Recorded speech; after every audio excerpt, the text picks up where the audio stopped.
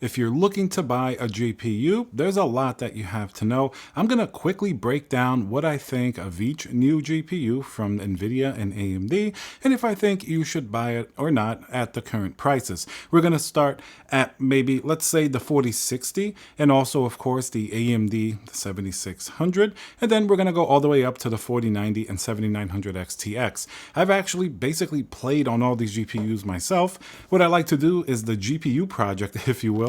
I like to kind of keep one of each around so I can strap it to my monitor and test in real world games. So the 4060, I picked this up for $289. Is it worth it? MSRP $299. This particular one was on sale.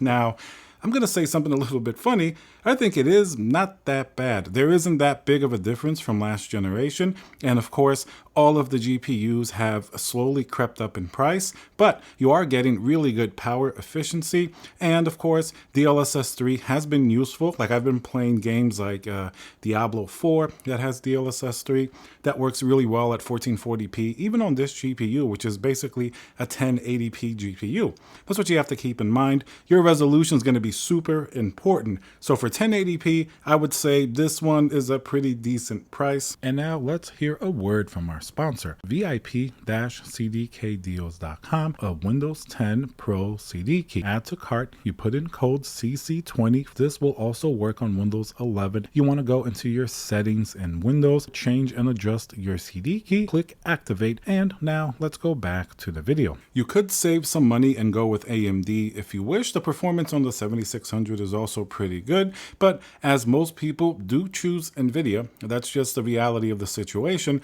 I don't think this one is really a bad buy. The 8GB of VRAM is decent enough for a GPU like this, even though really it should be more. It's a lot more egregious when we're talking about more expensive GPUs. So at under $300, the 4060, really not the worst thing out there. It's not like a strong recommendation, but I think at least it's okay. I mean, I've been playing it and it seems to do fairly decently on new games. I played Remnant 2 on it. Obviously, you have to turn down some settings and maybe do like DLSS, but overall, definitely a pretty decent new GPU, and at least you're not getting ripped off like some of the top-end products out there, like the one that we're going to talk about next, and that's the 4060 Ti. Now, the 4060 Ti is a little bit weird because it's $399, so we are already in a different price class than the 4060, and it's still only 8GB of VRAM. Yes, it's going to perform better in general than the 4060, but you are paying a pretty hefty premium,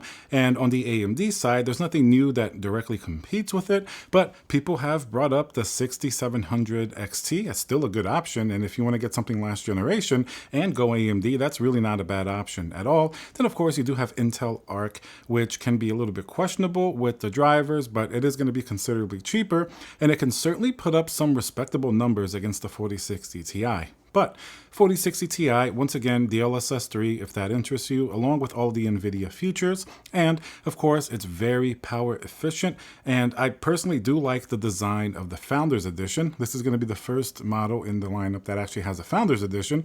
The 4060 is only third-party AIBs, which are other designs. So 4060 Ti Founders Edition, I'm going to say this one most likely avoid. It's a little bit too expensive for what it is. I don't really think it can get that clear-cut recommendation.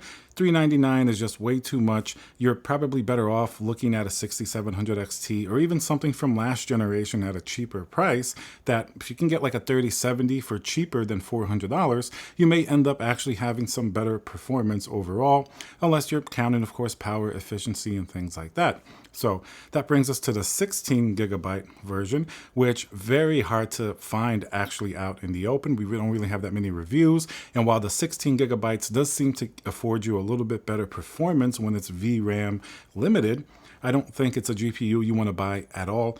$499 is really, really bad for it. That one should have been $399, and then maybe we can recommend it. But at $499, definitely avoid the 16GB 4060 Ti. Now let's talk about the 4070. Finally, we reached 12GB of VRAM and also a $599 price. I'm a little bit on the fence on the 4070. It is power efficient. Once again, the DLSS3, that's going to be the story with RTX 4000. I'm going to say that it is a GPU you can recommend. It's not like a strong recommendation, but I think we don't really have too much of a choice. It would have been nice if this GPU was $499 or less. Remember, the memory bus width is really going to be compromised here, even though there is more L2 cache, like every other RTX 4000 GPU. But at least you are getting 12 gigabytes of VRAM.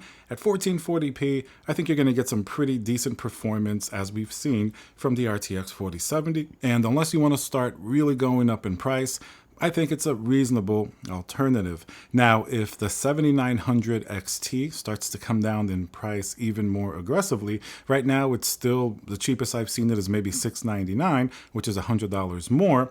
That GPU would be interesting, but it's still too expensive. It's still way above the head of the 4070. So at $599, even remember they had some discounts a while back on the 4070s. If you can find them under $599, or at one point Micro Center had a $100 gift card, that Steam gift card that you could apply, if you bought a GPU. So it would have made effectively the 4070 like $499 if you were able to use that gift card.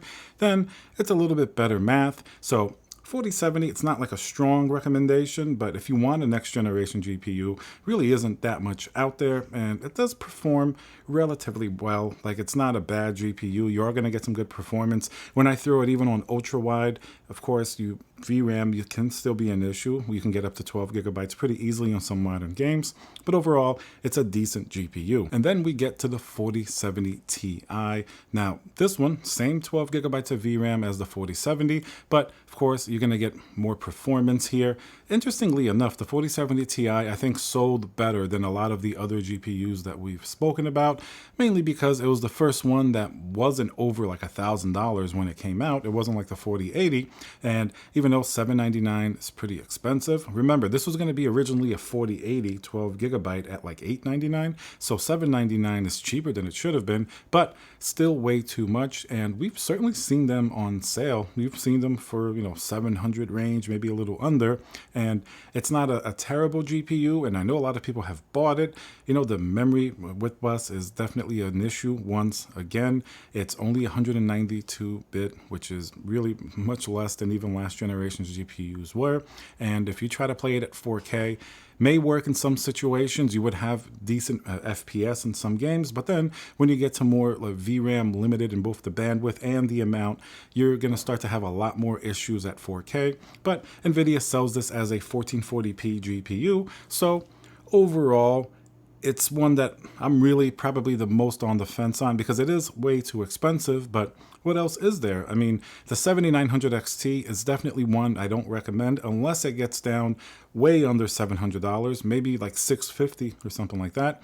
Then it's a reasonable alternative, and it does have 20 gigabytes of VRAM, so 7900 XT is not a bad GPU, but compared to everything else, it started off way too high, and that GPU needs to come down in price before it can be recommended. 4070 Ti, I'm like really on the fence on recommending it. I can go either way, maybe a little bit if you can justify it, just because everything else is so much more expensive. But looking at the pricing of the 7900 XTX, that GPU I would gladly take over any 4070 Ti if it was maybe a smaller price difference. Remember, that one started at $999, but we've seen that one discounted to closer to $900. But then once again, you're up in your budget, pretty decent amount, but you are getting 24 gigabytes of VRAM and performance that maybe competes with like a 4080. And also this tier of GPU, you start to talk about maybe ray tracing performance. Obviously, the higher you go on Nvidia stack, the better that performance will be. But even the 4070 Ti does ray tracing relatively well. 7900 XT is not nearly as good as Nvidia's options, maybe a generation behind, but it's better than you would think for a lot of games. Just don't try maybe Cyberpunk and ray tracing overdrive. That's gonna really, really hurt almost any GPU. Even 4090 can struggle with that when you really max out those settings. So we get to the 4080. 7900 XTX, I think, is a GPU that I can recommend. I do like it, not at its MSRP, but as it gets closer to 900, I've seen some sales. Certainly is not a bad GPU at all. You get 24 gigabytes of VRAM, so all your VRAM concerns are basically over. Power draw, not the most efficient in the world, but it's not terrible. It's not like a 4090 level. You're still in that 350 watt TDP thereabouts. So definitely a decent GPU. I do prefer it over the 4080 at this point, simply because of the price gap. Now, if you can get a 4080 closer to $1,000, and they have been on sale, even Micro Center was selling Founders Edition in that $1,000 range, maybe it's something to think about. But 4080 is a very hard GPU to recommend. I mean, the performance is good. 16 gigabytes of VRAM is kind of the sweet spot, and the overall performance is really not that bad. The GPUs definitely stay really cool, especially the Founders Edition. It has plenty of benefits going for it. The problem really is the price on that 4080. Unless it gets down to 1,000 or maybe even less, not a GPU that can really be recommended. And the 7900 XTX, not one that you're going to really want to buy unless it's closer to like that $900 range or maybe even a little bit less.